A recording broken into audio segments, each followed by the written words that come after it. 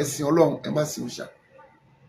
We raise prophets, messengers, apostles in every locations, and the clear message is that worship Allah. Do not join anything in worshiping Almighty Allah. Lẹ́gbàá tí a kà wọ́n tá a kà yìí, ọlọ́wà ní wàá tàbí mọ́lá Allah òbí ẹ̀fọ́ àwọn ìkórè ẹ máa wá náà tá a pèsè fún yín fún tó súnmọ́ yín. Now spend what are bestowed as a riches of wealth or affluence to you, to your nearest kindred, your mom, your dad, your wife, your children, your relatives, your friends. Lẹ́yìn ìgbà tó lọ bá ní ká gba òun gbọ́, ká gba màláíkà gbọ́, ká gba àwọn ànábì gbọ́, ká gba tírà gbọ́, ká gba ọjọ́ kẹyìn gbọ́, ó wá ní ká máa náà tó wọn lọ́ọ́ bá fún wa. Fún màmá wa, bàbá wa, ìyàwó wa, ọkọ wa, ọmọ wa, mọ̀lẹ́bí wa lọ́kùnrin, bàbá ló pa wá pọ̀, mọ̀lẹ́bí wa lóbìnrin, ìyá ló pa wá pọ̀, àwọn ọ̀rẹ́ wa. Lẹ́yìn ìgbà náà ó wá ní àlìyàtàm ọmọ òrukàn, wàlùmọ̀sákìn aláìní, wàbùnú sẹ̀bíl ẹni tí wọ́n dá lọ́nà, ọ̀sà ìlín ẹni tó ń tọrọ. We have different categories of people: the orphan, the indigent, the wayfarer, and the beggars. Allah has explained what to spend, how to spend it. So if you are spending your money in contrary to Quranic stipulation, hey, my brother, my sister, you better check yourself. Tó o bá náwó yàtọ̀ sí tọ́lọ́ bá ní kó náwó sí wàá rújọ́ lọ́dọ̀ Ọlọ́run o. Ẹ̀jẹ̀ lè bá mi kójọ ni ọlọ́ba ló ní kó kójọ. Àwọn kan ṣe wàhálà wọn ní kójọ. It was the favour and the mercy of Almighty Allah that made you to gather all this money. There are people that are very brainy, wisdom, knowledgeable. They don't have 1/4 of what you have. And there's something in sort of recall now. Only alladhina isanfaqu lam yusrif wa lam yaqtur wa kana bayna dhalika qawama. Those when you are spending, do not spend extravagantly, and don't be a miser. You stay in between. Spending money on any musician, any actor or actress, any poet or poetress, any whatsoever is called and is tagged extravagant spending. Al-Mubadhirin inna mubazina kana ikhwana shayatin wa kana shaitan lirabbil kafura. And those who are spending lavishly, they are disciples of Shaitan, and Shaitan is a cause. He disobey Almighty Allah. Olúwa ní àwọn tí wọ́n ná fẹ́lẹ́rẹ́, àwọn tó ná náà pa, tán fowó ṣòkú, tán fowó ṣe dé, tán fowó ṣe work, tán náwó sí club, tán náwó sí base, tán náwó sí joint. Ọlọ́ba ní ọmọ Yéṣù ni wọ́n. Èṣù dẹ̀rẹ́ ó kọ́tọ́ lọ́hùn. Ó sọ nípa nínú náà, ó ní ẹ̀sán lónà kà máa ń sáyé òfin kò. Wọ́n bèrè pé báwo ni ká ṣe náwó, àwọn mùsùlùmí gidi. Kò á fàkútù mi ní káyọ̀ pẹ̀lú ìwà àlìdé ìwà làkàrọ̀bì, ó bẹ̀rẹ̀ sí ká, ó bẹ̀rẹ̀ sí ká, ó bẹ̀rẹ̀ sí ká. Bẹ̀rẹ̀ bá fẹ́ náwó àwọn fámìlì ńlá kọ́kọ́. So Ọlọ́run bá débi pé ẹ fún àwọn aláìní, ẹ fún ọmọ òrukàn, ẹ fún àwọn tí ọ̀nà dí mọ́, ó wá ní wà fèrè kọ́ ẹ tí wọ́n bá tì mọ́lé unjust ẹ fowó béèlì ẹ̀. Ẹ tí wọ́n bá kidnap ẹ fowó ẹ̀sán ransom ẹ̀. Ẹ tí wọ́n bá jail ẹ fowó béèlì ẹ̀. Because many people are first offender. Some commit crime ignorantly. And when Allah was stipulating how to pay our zakat, what we recall, àwọn tí wọ́n dè mọ́lẹ̀ ọlọ́ba náà dárúkọ àwọn náà. Súnmọ́ ìṣẹ́ bẹ́ẹ̀ náà wọ ọlọ́ba ti yanjú ẹ̀. Ó náà ló fún wa náà. Àdìsọ́ wọn pé àdébẹ̀ wọn sọ pé àní kò níwájú ọlọ́ba Áfíríkà ìdáhùn mẹ́rin. Ibo la lo ọ̀dọ́ wa sí, ibo ni ìṣẹ̀mí wa parí wa sí, ibo la lo ìmọ̀ wa sí, ibo la ti rówó, ibo la náwó sí. Prophet Sallam said, no mortal, no human being will leave the presence of Almighty Allah on the day of resurrection until answer 4 questions.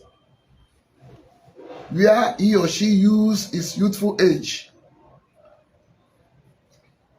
Where was in which state was not state of Cameroon, one of Ogun State, in which condition death overtook it. Where did he get his knowledge? Where did he get his money? And where did he spend it on to? So ọ̀rọ̀ anáwó kìí sọ̀rọ̀ kékeré rárá, kìí sọ̀rọ̀ kékeré rárá.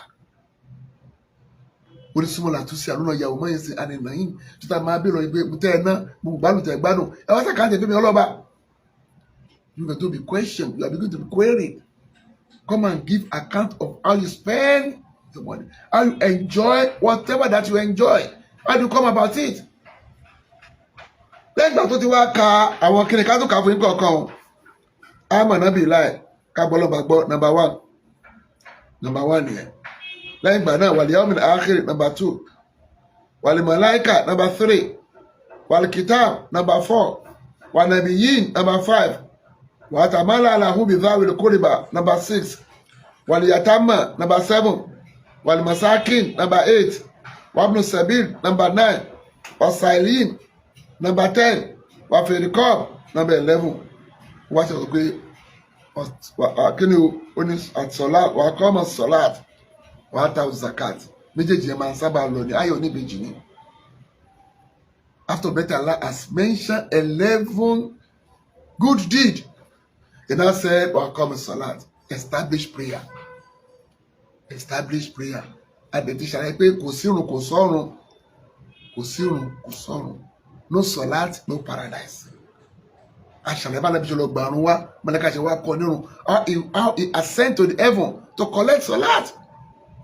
Or the angel came down from the heaven to teach him how to observe salat. Because it has its prerequisites, its conditionalities. So you better train yourself. You better fight the devil in your mind. You must be praying yo. Ó gbọ́dọ̀ máa kírun. Mo ń yan sàká, mo ń ṣàánú èèyàn, ẹ̀kọ́ lè bẹ́kú dọ́dọ̀ mi, kó má bẹ́rin jáde. It's a part of sadaka. Your own deed, your own duty towards your creator. Ojúṣe rẹ sọ́lọ́ ọbẹ̀ ẹlẹ́dàá rẹ irun ní. Gbogbo àwọn ẹgbẹ́ náà ṣe kiri náà yẹ kírun. Gbogbo pátápátá. Ó lè máa jẹ́ sàláàtì sórí máa ń gbé bọ́ọ̀rù máa ṣe gbé fún anábìá àmọ́ gbogbo náà forí kalẹ̀ fọ́lọ́run gbogbo pátápátá náà forí kalẹ̀ fọ́lọ́run kò sí ànábì ọlọ́ba kan tí ò fíwájú orí rẹ̀ kalẹ̀ fọ́lọ́run àti ti Mósè àti ti Jésù àti tàwọn Ísírà. It has written clearly in the Bible how they prostrate, how they worship their God by facing down. Wọ́n ṣe forí wọn kanlẹ̀ kódà Joseph 15:4. Joshua fell on his face and he prayed unto God. Jesus fell on his face and he prayed unto God. Matthew 12:34. It has been written in in all these books. Mósè náà forí balẹ̀ ó ṣàdúrà sí Olúwa. Ó wá ní yá ayọ́ alladhina amanu irka'u wasjudu wa'budu rabbakum waf'alu khayran la'allakum tuflihun. Quran 20:77. Oh, you believe. Bow down, prostrate, let your forehead touch the ground and worship your Lord. So kò sí tó gbérun, kùbùrà ò gbé, wàsífà ò gbé, àsàlátù ò gbé, kílẹ̀ tó mẹ́pẹ́, tẹ́mọ̀tì láyé mọ́lẹ̀ tí ń jẹ́ kálúà kò gbé. For those who have the fear of Almighty Allah and have it that's going to be to Almighty Allah on the day of resurrection, you must observe salat at the appropriate time with all its conditioner. Or with all his prerequisites. Kò sí tó gbèrú. Má bẹ̀rù missioner tó fi ní kúrò sásìkò. Má bẹ̀rù mùdírù. Má bẹ̀rù àmírù. Má bẹ̀rù olótùkù àfà. Má bẹ̀rù ẹni kankan. Má bẹ̀rù ọba. Má bẹ̀rù president. Má bẹ̀rù governor. Tá bá force ẹ̀dọ̀ rúrí nìyẹn. On your own will lọ kírun sásìkò. Má jẹ́ kátàkárà díẹ̀ lọ́wọ́ ọ̀run. Má jẹ́ kíkò díẹ̀ lọ́wọ́ ọ̀run. Torí tó bá kú ayé á máa lọ iṣẹ́ á máa lọ. Wàyíta zakat ìyẹn lẹ́lẹ́kẹtàlá irun lẹ́lẹ́kejìlá zakat lẹ́lẹ́kẹtàlá. Number 12 is establishing salat. Number 13 is paying zakat. Quran 9:60. Ìpínká ní àwọn èèyàn mójútó zakat ni. Maybe you are going to have less poor people. Àwọn ìlú kan wà pé wọ́n ní institution of zakat táwọn olówó máa ń sanwó sí ọ̀nà kan wá ṣe kíni wọ́n máa justify distribution ẹ̀. But you know, you have two countries, Darussalam or Darul Harim. Nigeria is the Darul Harim. The only country that is being called Darussalam is where they allow Quran and Hadith to rule them. And the main thing that you can do without government intervention.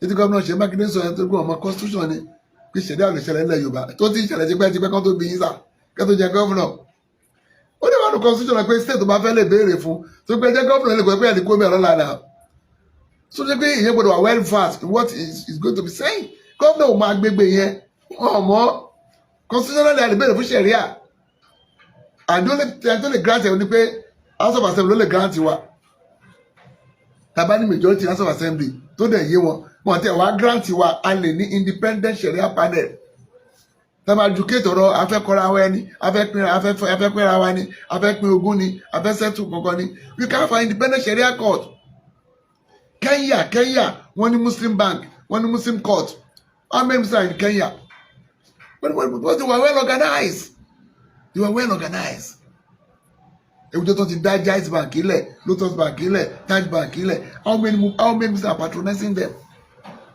how many Muslims tá a bá lọ sí insurance Islamic insurance Islamic banking Islamic everything ẹni pé wọn ò ní anything they don't have problem pé àwọn àfáà gan mélòó ló mọ̀ wọ́n dẹ̀ ká máa lọ sí olókùn ó dá wọn lálẹ́ tí wọ́n gbà wọ́n olókùn àtọ́jà láì mọ̀ kan tí wọ́n lọ fi à ń ṣòkò tó máa fi jẹ wọ́n.